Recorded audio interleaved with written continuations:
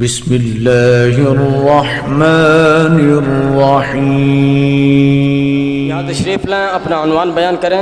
دلاور طارق کلا ثانیہ۔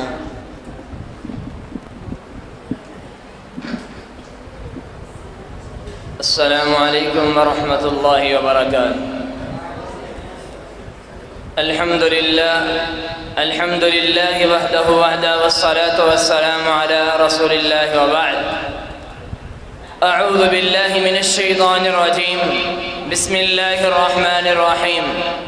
فبما رحمة من الله لنت لهم ولو كنت فظا غليظ القلب لانفضوا من حولك۔ وقال النبي صلى الله عليه وسلم: السمت الحسن والتؤدة والاقتصاد جزء من 24 جزءا من النبوة۔ رواه الترمذی۔ حضرات گرامی قدر، ہماری زندگی میں اکثر و بیشتر ایسے واقعات رونما ہوتے ہیں کہ جن میں انسان جذبات سے مغلوب ہو جاتا ہے اور غیظ و غضب کا شکار ہو جاتا ہے۔ ابراہیم علیہ السلام کا وصف بیان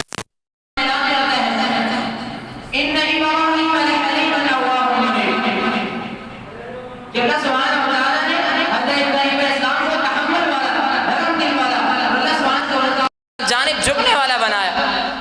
دوسرے مقام پر سیدنا اسماعیل علیہ السلام کا وصف بیان کرتے ہوئے اللہ سبحانہ و تعالی نے حضرت ابراہیم علیہ السلام کو ان کی پیدائش کی خوشخبری دیتے ہوئے سورہ صافات میں فرمایا: فبشرناہ بغلام حلیم۔ ہم آپ کو ایک برداشت کرنے والے بچے کی خوشخبری دیتے ہیں۔ ہمارے پیارے نبی محمد رسول اللہ صلی اللہ علیہ وسلم بھی بڑے حلم والے تھے، بڑے برداشت اور تحمل والے تھے، جن کی مثالوں کی کوئی حد ہی نہیں۔ پہلی مثال تحمل جزو نبوت میں سے، جو انسان برداشت اور تحمل سے کام لیتا ہے وہ نبوت کے ایک جز پر ہوتا ہے۔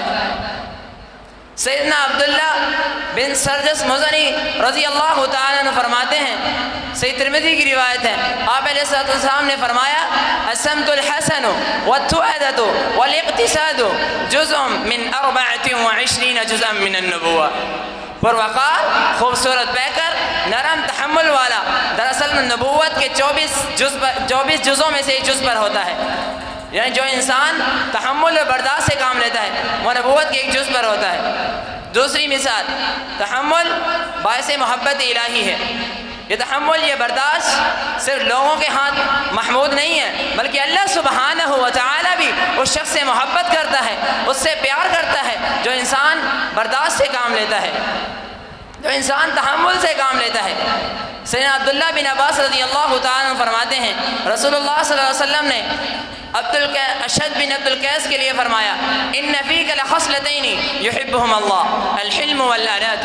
کہ آپ کے اندر دو ایسی خصلتیں پائی جاتی ہیں، دو خوبیاں پائی جاتی ہیں جن کی وجہ سے اللہ سبحانہ و تعالیٰ آپ سے محبت کرتا ہے۔ وہ کیا ہیں؟ الحلم والانات، برداشت، تحمل اور ٹھہراؤ۔ اس سے کیا پتہ چلتا ہے کہ انسان اگر برداشت کرے تو اللہ سبحانہ و تعالیٰ کی محبت کو حاصل کر لیتا ہے۔ تیسری مثال، تحمل برداشت قوت میں اضافے کا باعث ہے۔ ہمارے ہاں یہ سمجھا جاتا ہے جو انسان اپنے مد مقابل کو گرا دے، اینٹ کا جواب پتھر سے دے دے، ایک کی بجائے 7 لگا دے، وہ انسان بہادر ہے، جبکہ ایسا نہیں ہے۔ آپ علیہ السلام کا فرمان ہے کہ جو انسان اپنے غصے پر قابو پا لیتا ہے وہ انسان بہادر ہے۔ سیدنا ابو ہریرہ رضی اللہ تعالیٰ فرماتے ہیں، رسول اللہ صلی اللہ علیہ وسلم نے فرمایا: لیس الشدید بالسرعۃ انما الشدید الذی یملک نفسہ عند الغضب۔ بہادر وہ نہیں، پہلوان وہ نہیں جو اگلے کو بچھاڑ دے، پہلوان بہادر وہ ہے جو غصے کے وقت اپنے نفس پر قابو پا لے، وہ ہے پہلوان، وہ ہے طاقتور۔ تیسری مثال، تحمل برداشت یہ آپس میں اخوت و محبت کا باعث ہے۔ جب لوگ کثیر التعداد اسلام میں داخل ہو رہے تھے تو اللہ سبحانہ و تعالی نے اپنے نبی سے فرمایا، کیا فرمایا؟ قرآن مجید میں سورہ آل عمران میں فرمایا: فَبِمَا رَحْمَةٍ مِّنَ اللَّهِ لِنتَ لَهُمْ وَلَوْ كُنتَ فَظًّا غَلِيظَ الْقَلْبِ لَانفَضُّوا مِنْ حَوْلِكَ۔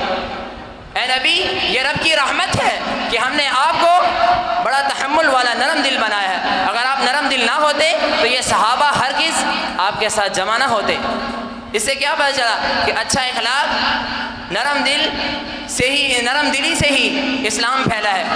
جو انسان برداشت سے کام لیتا ہے، دراصل